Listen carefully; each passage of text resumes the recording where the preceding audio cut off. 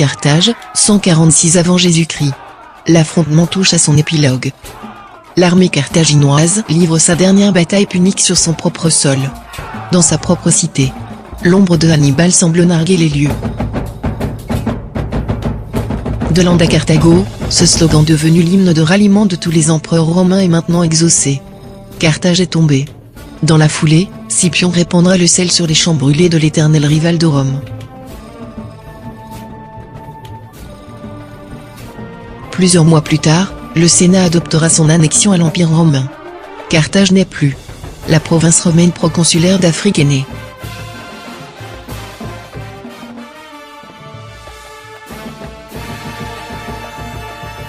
Au lendemain de la naissance de la nouvelle province romaine, la vie reprend son cours. Dans le quartier romain, l'afflux de nombreux colons témoigne de l'avènement d'une nouvelle ère de prospérité. Bientôt, vers 142 avenue JC, les premiers riches commencent à bâtir leurs maisons, dans le nouveau quartier de la colline de l'Odéon, bénéficiant d'une vue imprenable sur la baie.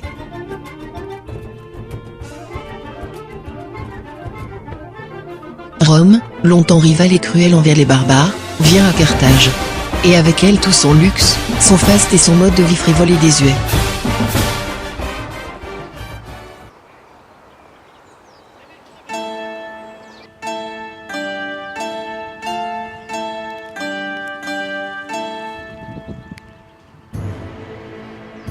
Dans le quartier romain, l'une des villas les plus spectaculaires fut cette curieuse maison, située à l'angle du Tiercardo ouest et de la deuxième rue est, avec son architecture domestique romaine, typique du faste romain pour la para. Dans le péristyle intérieur, bordant le vividarium luxuriant, au pressement des pas, se dévoile aux visiteurs l'un des chefs-d'œuvre de l'art romain. Ces mosaïques, exécutées soigneusement par des artisans locaux, représentent toutes sortes de volailles, d'oiseaux, de belles créatures volantes, qui agrémentent par leur légèreté le cadre bucolique de la maison. Ils lui ont même donné son nom à la demeure, la villa de la Volière. On pénètre dans la maison par un étroit vestibule qui fait office de sas intermédiaire entre l'espace public, des clients du maître commerçant, et son espace privé. Plus étonnant encore, la mosaïque se trouvant dans le tablinium.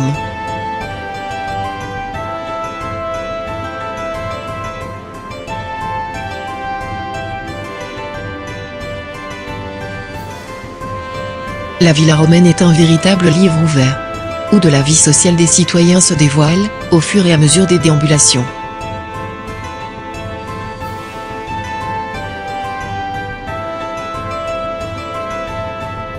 À côté des mosaïques, un autre élément tout aussi important de l'art romain témoigne du faste de citoyens riches de la cité, les fresques.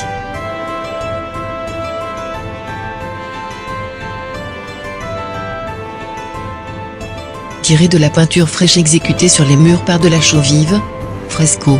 Ces fresques illustrent mieux que quiconque toute la vie à l'intérieur de la domus proconsulaire. Majoritairement exécutées au triclinium, elles se distinguent par leur expressionnisme désuet. Tantôt frivoles, frôlant l'érotisme parfois, elles peuvent se montrer absurdes, exagérées et même lourdes de mélancolie.